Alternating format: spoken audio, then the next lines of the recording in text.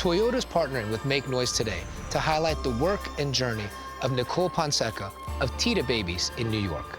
Let's go. So, Nicole, it's really good to hang out with you, but I want to know, how did this all begin for you? You know, I moved to New York right out of college, where I thought I was gonna just be in advertising. It was my dream. And then I started working a lot on creative briefs. And the more and more I worked on creative briefs and focused on demographics and who advertisers and media were really focused on was not Asians and certainly not Filipinos. And it was shocking to me because Filipinos is the second largest Asian community growing in the United States. We spoke English, we fought for the US military, and yet we had such little representation. And I thought that if we could get interest in the cuisine, you could get interest in the culture and get interest in us as people. What gets you to persevere through this and continue to fight and continue to wake up every day? There's definitely a will and a perseverance that I no doubt inherited from my parents and have inherited from my culture. There's just this can-do attitude that can't keep me down, although there's been many blows. This past year, my father dying of COVID within a matter of 2 days, and then my business being reduced to 3% revenue of what it was doing before. I realized I had a greater responsibility for myself and for the people around me.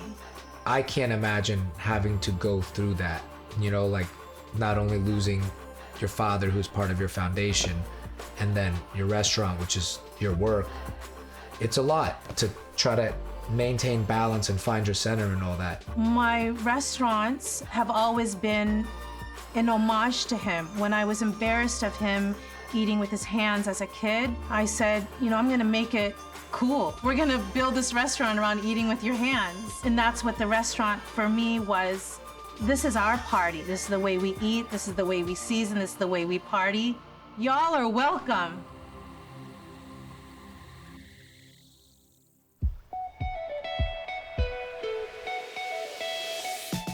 When I found out that we could feed frontliners, it was a no-brainer. But if I didn't have enough to give, self-love, self-respect, identity, I don't think I could even get out of the house and think about others. I think you just nailed it about the self-respect, because when you love yourself, then you have boundless love to give, which brings us to making meals for other people. I'm also just curious, what are you cooking for the meals? Like, what's in there? So we're doing garlic rice and a fried egg, which is common breakfast in the Philippines. And then you add a protein, tapsilog, which is a portmanteau. It's a tapa, sinangag, and itlog. So together it's a portmanteau for tapsilog. And we have so many types of those kind of dishes.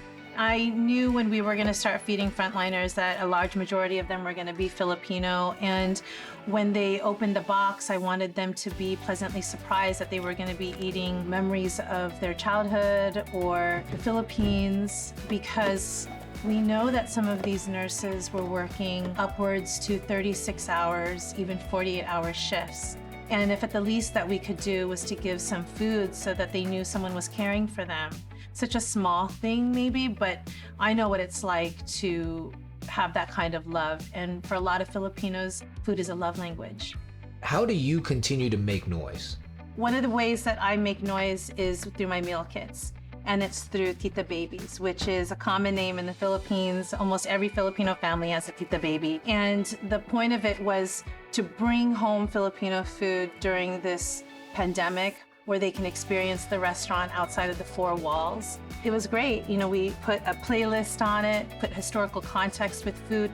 So in any moment that I can, I'm trying to teach and I'm trying to connect. I love that we both talk about making Asian culture cool in America, and yet we're both doing it in the most old-fashioned, traditional way about family. I think it's really beautiful because all roads lead back to home. They really do. And that's where you make the most noise.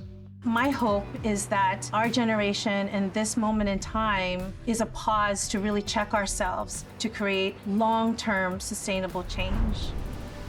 Thanks for joining us today. We hope you learned a little bit more about how Nicole Ponseca is making noise in her community, and we hope you make noise in your community as well. Special shout out to Toyota as well for making it possible to bring these stories to life.